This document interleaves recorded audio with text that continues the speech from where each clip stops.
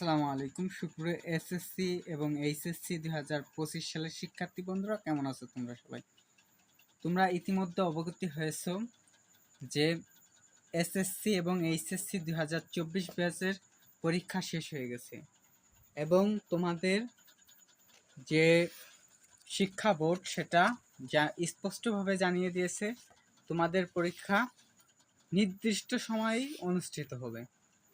শুধু তাই নয়, তোমাদের এসএসসি পরীক্ষা আগাতেও পারে।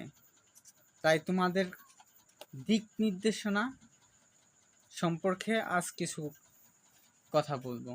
শিক্ষার্থী বন্ধুরা, বিশেষ করে এসএসসি শিক্ষার্থী বন্ধুরা, তোমরা যারা 25 ব্যাচ, তারা তোমাদের পড়ালেখাকে প্রচুর পরিমাণে বাড়িয়ে দাও।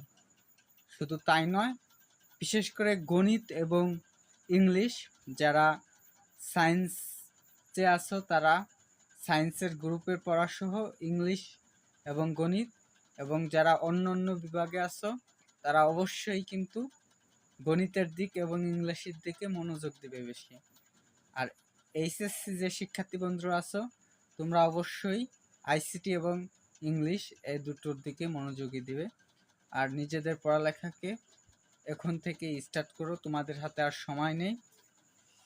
তো পরবর্তী সময়ে তোমাদের পরীক্ষা সম্পর্কে এবং অন্য অন্য যত বিষয় আছে সব নিয়ে আমরা ভিডিও তৈরি করব।